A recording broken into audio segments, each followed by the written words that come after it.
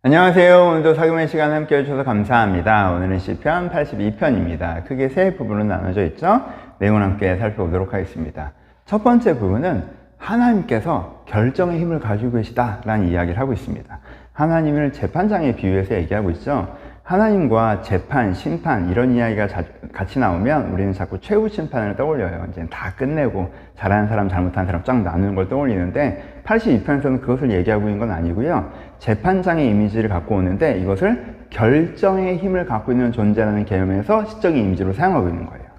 여러분, 재판장이 어떤 존재예요? 재판장은 결정의 힘을 가지고 있는 존재예요. 사람들이 내 의견은 이게 이래, 내 의견은 저래, 내 생각엔 이게 맞아, 내 생각엔 제가 틀렸어 막 이렇게 하고 있어봐야 소용없어요. 재판장이 딱 보고 이게 맞아 라고 하면 그게 맞는 게 되는 거예요. 그쵸?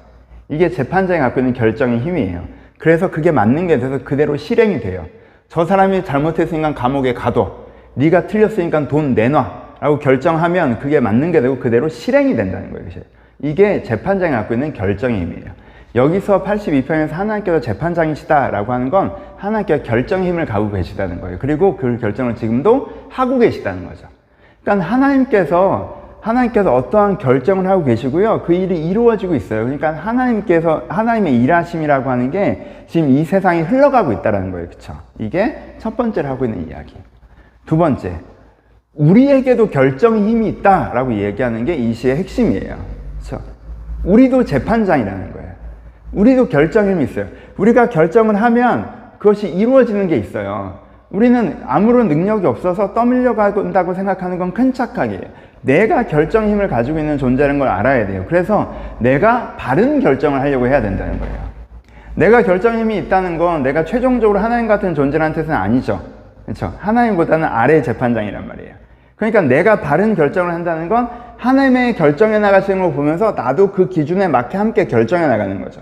그럼 하나님의 결정으로 만들어지는 위대한 일들이 나의 결정으로서 이루어진다는 거예요. 그렇죠? 그러니까 내가 바른 결정을 해 나가야 된다라고 하나님의 결정에 맞춰서 바른 결정들을 해 나가야 된다. 그럼 그것이 이루어진다라고 얘기하는 것이 두 번째입니다. 두 번째에서는 조금 더 자세하게 뭘 얘기를 해요? 그런 결정을 하지 않는 게 문제라는 거죠. 우리의 잘못된 결정들이 문제라고 얘기하는 거예요. 너희가 불공평한 판단을 하면 악인의 낯을 보기를 언제까지 하겠느냐. 네가 제대로 된 판단을 해라, 제대로 된 결정을 해라 라고 얘기하고 있는 거잖아요. 내 결정이 얼마나 중요한지 모르고 함부로 결정하거나 제대로 된 결정을 하지 않거나 잘못된 기준을 가지고 잘못된 결정을 하는 게 큰 문제라는 거예요. 바른 결정을 하라는 거죠. 그렇죠? 이것이 이제 두 번째입니다. 여기서 잠깐 국어 얘기하면 안 중요한 얘기인데, 가난한 자, 고아, 곤란한 자, 궁핍한 자를 위해서 결정해라라고 하니까, 이게 신명기에 나오는 말씀처럼 뭔가 가난한 사람을 생각하면서 살아가는 말씀인가 보다.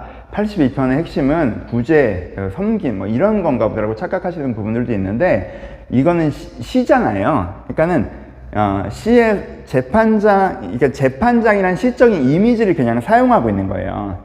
근데 재판장이 잘못된 결정을 하는 대표적인 케이스가 뭐예요? 자기가 아는 낯을 보고 자기가 아는 고위 관료들의 입장은 들었잖아. 네가 맞네. 네 입장은 그렇다는 거지 하고 여기에 기준을 두고 정작 재판장을 가까이서 만날 수 없는 가난한 자, 어려운 자의 입장은 헤아리지 않고 자기 사회적 레벨에서만 계속 판단해 나가는 재판장이 잘못된 판단하는 재판장의 가장 전형적인 이미지거든요. 그래서 바른 판단을 하는 재판장은 어떤 거예요? 그 반대로 내 주변의 사람들이 어떠하건 간에 그것과 신경 쓰지 않고 진짜 그들의 사정을 들어보고 그들의 입장을 생각해서 바른 판단을 내리는 게 의로운 재판장 이미지거든요. 그래서 여기는 이것을 그냥 시적 이미지로 사용하는 거예요. 별로 안 중요한 얘기. 그러니까 이 진짜 가난한 자 돌보라는 얘기를 하는 게 아니라 가난한 자를 돌보는 바른 판단하는 재판장 이미지를 시적으로 사용해서 너희도 인생의 바른 판단을 해야 된다라고 이야기를 하고 계신 거예요. 안 중요한 얘기인데 길게 했네. 하여튼 이게 두 번째. 세 번째는 무슨 얘기를 하고 있어요? 네가 바른 판단을 하지 못하는 이유는 네가 얼마나 대단한 존재인지 네가 몰라서 그러는 것 같아 라는 얘기를 하고 계시죠. 그렇죠? 너는 진짜 대단한 존재야. 그걸 네가 알아야 돼. 네가 얼마나 대단한 존재냐면 네가 결정의 힘이라는 걸 갖고 있는 대단한 존재야. 그걸 네가 모르는 것 같아 라는 이야기를 하고 계신 게 세 번째죠. 네가 얼마나 대단한 존재라고 얘기해요? 6절에 이게 너희는 신이며 라고 해요. 너희는 신들이며 다 지존자의 아들들이라 라고 얘기해요. 그렇죠? 너는 신이야 라고 얘기해요. 성경에서. 여기로 되나? 라고 할게요. 여기서 신은 어떤 시적인 이미지예요? 결정하면 이루어지는 존재. 그렇죠? 그렇죠? 너는 그런 존재야. 너 대단한 존재라니까? 네 선택이 아무런 힘이 없지 않아. 네가 결정하고 선택하는 게 무엇인가 만들어내는 힘이 있는 존재야. 넌 신이라니까? 그리고 뭐예요? 지존자의 아들들. 물론 네가 최종적인 지존자로서 네 생각대로 결정한다고 되는 건 아니지. 지존자의 아들들이야. 하나님께서 결정하시는 것을 보면서 결정해 나가면, 하나님의 뜻에 귀 기울이고 주님과 함께 결정해 나가면 위대한 일이 이루어지는 존재야. 네가 이렇게 대단한 존재야 라고 이야기하고 있죠. 근데 넌 너를 어떻게 생각하는 것 같아?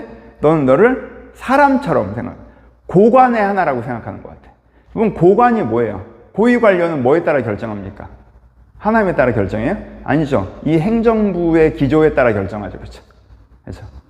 여기서 신의 반대의 사람은 뭐예요? 내가 뭐 한다고 뭐가 돼? 라는 거죠. 그렇죠? 신, 내가 결정하면 이루어지는 창조력을 내가 갖고 있어.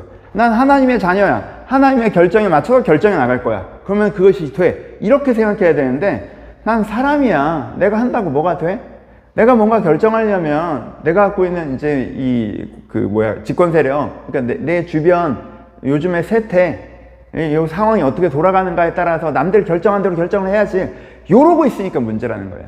내가 내 자신을 낮게 평가하고 스스로의 결정권의 힘을 잘 모르고 시류에 따라서 결정하는 게 문제고, 네가 창조를 갖고 있는 존재라는 걸 알고 하나님 뜻에 따라 결정권을 갖고 있는 존재를 아는 게 너한테 필요하다. 그렇게 하고 네가 하나님의 결정하시는 걸 바라봐서 바른 결정을 해나가면 하나님의 위대한 일들이 너에게도 이루어질 것이다 라고 얘기하는 것이 82편입니다. 그렇죠? 그냥 적용하죠.